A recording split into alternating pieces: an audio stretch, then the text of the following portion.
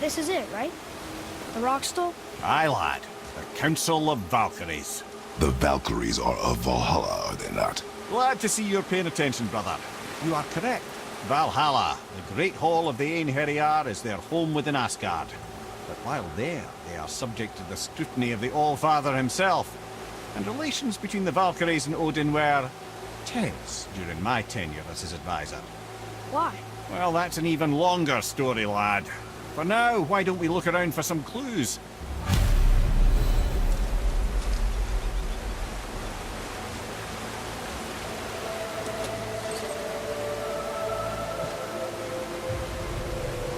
Whoa, you're back.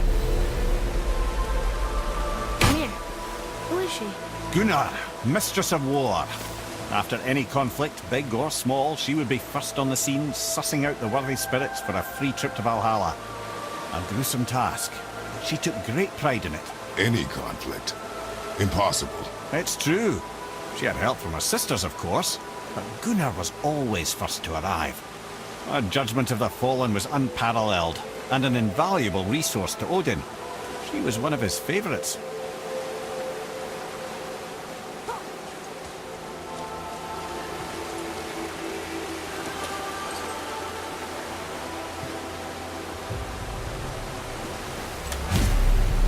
Ah, Gondul.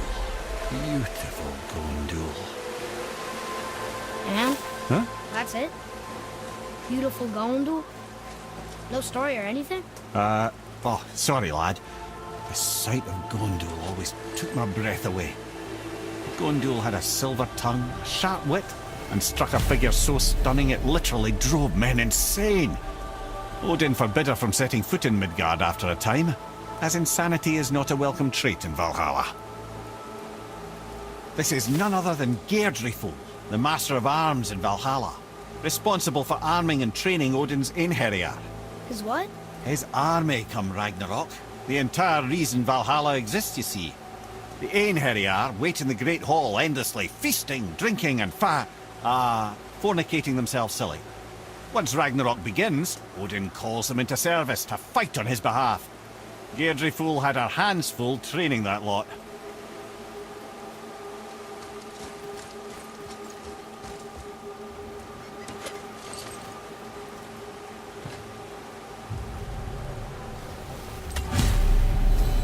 This, my friends, is Kara. Now, Valkyries are volatile by nature, but Kara, the lass is wild storm personified. A wild storm. Aye, calm and collected. Then the air would shift and the fury of her storm would unleash. It was beautiful in a way, assuming you could find proper shelter. Her tears would cleanse the blood-soaked battlefields.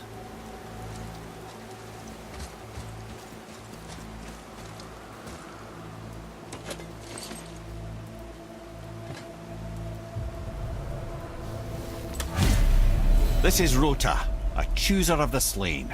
I thought all the Valkyrie did that. Not exactly, lad.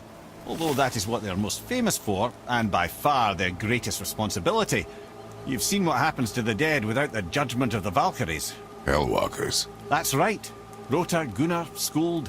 Without them to clean up the aftermath of battle, hell overflows with souls meant for Valhalla. A sorry state of affairs. Rota must be beside herself.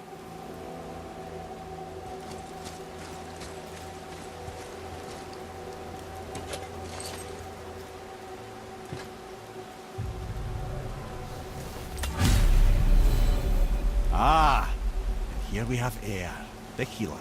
A Valkyrie healer? Strange. Eir was strange, as a matter of fact. Very quiet, very calm. Where her sisters were violent rapids, Eir was a gentle stream. She healed the wounds of both mortals and gods, and even a certain all-knowing sage who once drank too much and fell off a mountain. Not my proudest moment.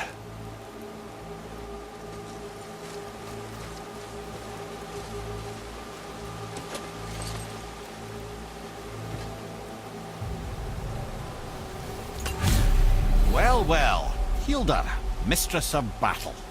She and Odin got on quite well, actually. Her and the other Valkyries, not so much. She would spend most of her time here in Midgard observing discord between the living. and sewing some up herself from time to time. She lived for conflict. Some say she was conflict personified. I wonder what will become of her now that she's free.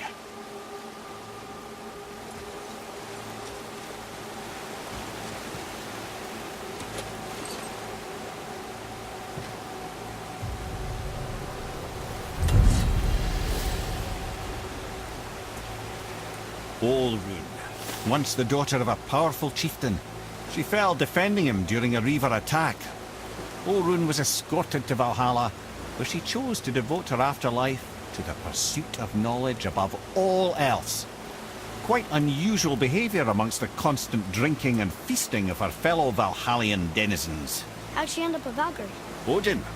He saw a kindred spirit in Olrun's single-minded pursuit of knowledge. He appointed her as the Valkyries' resident historian.